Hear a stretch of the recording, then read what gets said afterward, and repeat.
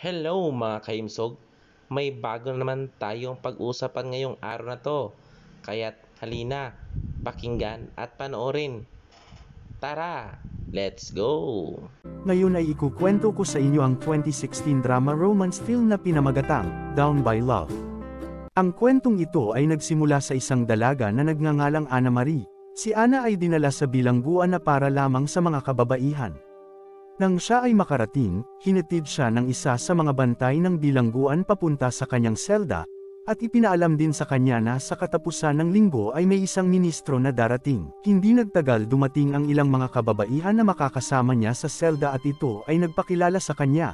Nalaman din ni Ana sa kanyang mga kasama na may magaganap na fashion show bilang pagsalubong sa paparating na ministro. Si Ana ay ipinadala sa kusina para maghanda ng pagkain para sa mga kapwa niya bilanggo.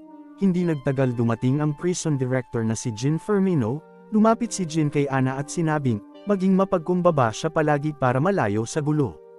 Kinausap din ni Jean ang isang bilanggo at sinabing tinanggihan ang kanyang kahilingan para sa bahagyang kalayaan. Hindi nagtagal sumapit ang katapusan ng linggo, kaya naghanda ang karamihan para sa gaganapin na fashion show.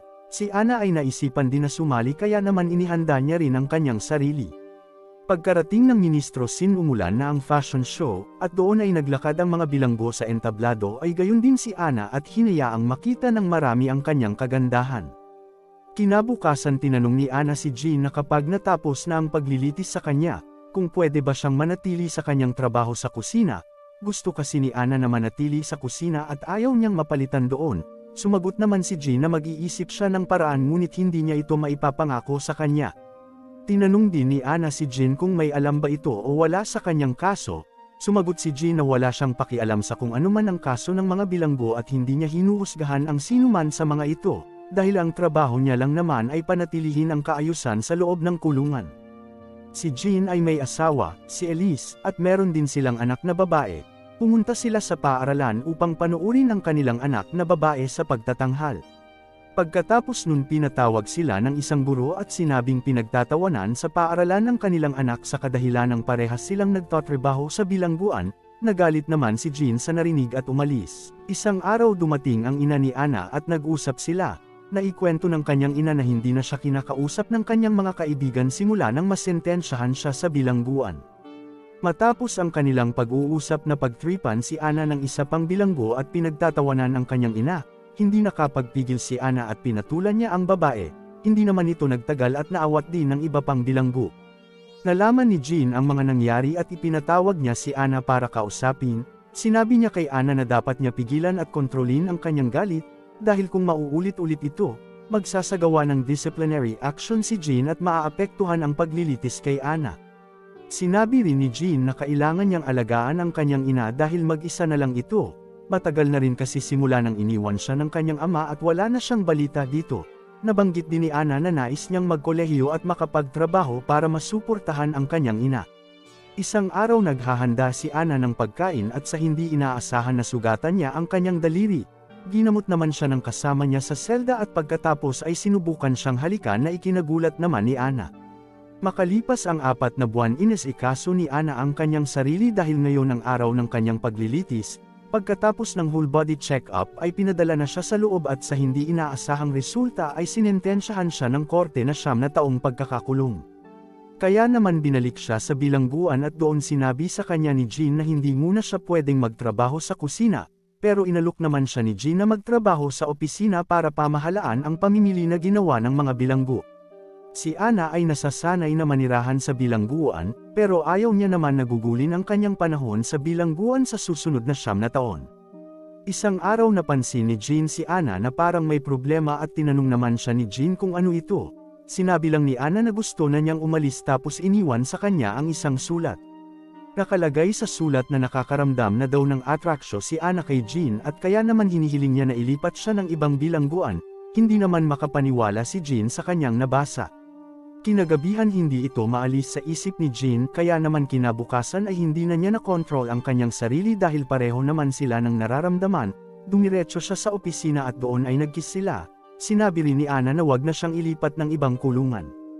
Matapos ang ilang araw nilang pagsasama, napag-isipis ni Jean na mali ang kanyang ginagawa.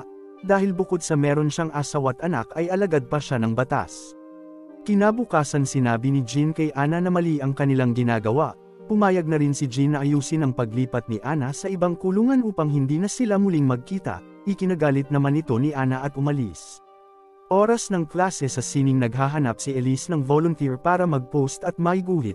Napansin ni Ana na pinagmamasdan siya ni Jin mula sa itaas kaya nag-volunteer siya at pumunta sa harapan at tinanggal ang kanyang pang-itaas na kasuotan upang akitin si Jin. Napansin naman ito ni Elise na asawa ni Jin kaya umalis na lang siya.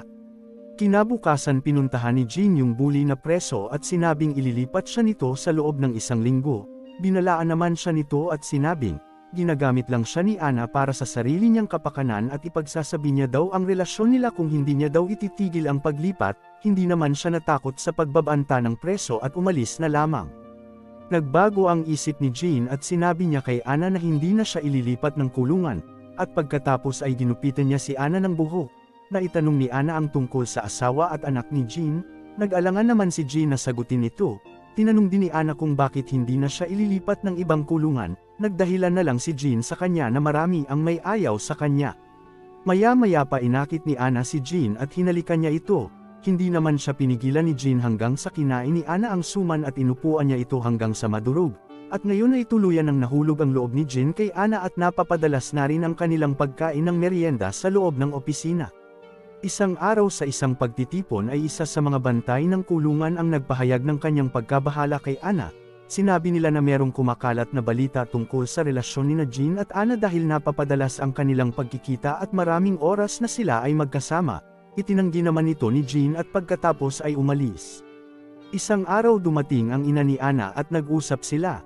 Sinabi ng kanyang ina na merong siyang nakilalang manghuhula, at sinabi nito na si Ana daw ay nakikipagkita. Kaya sinabi ng kanyang ina na kung kanino man siya nakikipagkita ay hindi mabuti para sa kanya at dapat na niya itong iwanan. Hindi natuwa si Ana sa kanyang narinig at nagalit sa kanyang ina.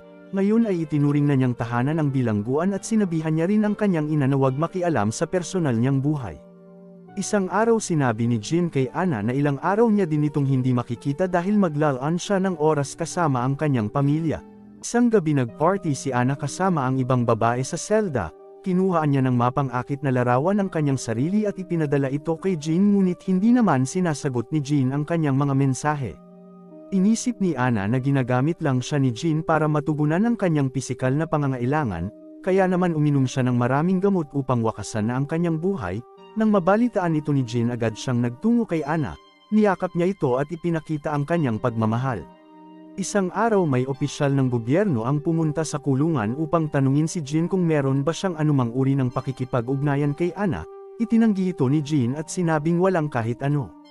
Sinabi ng opisyal kay Jin ang balitang kumakalat tungkol sa relasyon nilang dalawa ni Ana at usap-usapan ito ngayon sa loob ng bilangguan, kaya naman ipinaalam niya kay Jin na ililipat nila si Ana sa ibang kulungan. Kahit si Elise ay nalaman ang tungkol sa kanilang relasyon ni Ana at sinabihan niya si Jin na magpalit na ng trabaho kung gusto pa niyang magtagal sa kanila, ngunit hindi maalis sa isipan ni Jin si Ana at nahulog na ang loob niya dito. Isang araw pumunta si Jin sa kulungan ni Ana at umakyat ito sa rooftop upang magsindi ng ilang paputok, upang ipahayag kay Ana na dumating siya para sa kanya. Pagkatapos nun nag-usap sila sa telepono at sinabi niya kay Ana na pagkatapos ng kanyang apela ay magkakaroon siya ng pahintulot para sa isang bakasyon. Darating si Jin sa araw na yun para sunduin si Ana at dadalhin siya nito sa lugar kung saan niya man naisin. At nang makapag-live na si Ana dumating si Jin upang sunduin siya, at dinala siya nito sa isang magandang hotel kung saan nila kinain ang isa't isa. Matapos ang kanilang merienda, lumabas si Jin upang bumili ng sigarilyo at isang SIM card. Binigay niya kay Ana yung SIM card at sinabing itago niya ito. Nang matapos ang lahat at nakauwi na si Jin, galit pa rin si Elise at tinanong niya kung talagang mahal niya si Ana. Sumagot si Jin at sinabing ito ay komplikado at hindi alam ang sunod na gagawin. Sinabi ni Elise na kapag natapos na ang sentensya ni Ana sa bilangguan ay makakalimutan din siya nito at magpapatuloy sa kanyang buhay. Hindi naman naniwala si Jin sa sinabi ni Elise. Binigyan siya ni Elise ng ilang oras para makapag-isip ng mabuti at gumawa ng pangwakas na desisyon sa kung ano ang kanyang gagawin. Samantala kausap ni Ana ang isa sa mga babae sa bilangguan at sinabi niyang siya ay buntis kay Jin at hindi niya alam ang gagawin. at ayaw niya itong ipaalam dahil ayaw niyang masira ang career ni Jean. Sinabi sa kanya ng babae na humanap na lang siya ng lalaki na tatanggap sa kanya at kalimutan na lang si Jean. Nabanggit din ni Anna na gusto lang niya ng isang pamilya sa kanyang buhay at hindi niya naman intensyon na sirain ang pamilya ni Jean. Matapos ang maikling bakasyon, bumalik si Jean sa kanyang opisina at sinubukang tawagan si Anna, ngunit may mga ilang pulis na dumating at siya ay hinuli.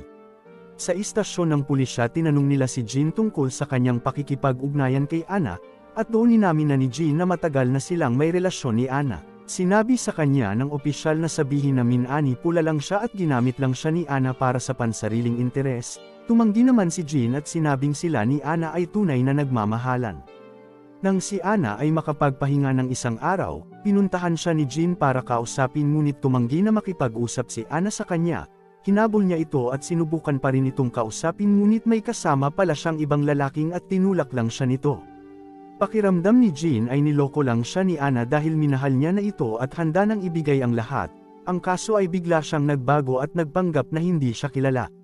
Dumiretso si Anna sa ospital at nagdesisyon na ipalaglag ang namumuong bata sa kanyang sinapupunan at magsimula ng bagong buhay.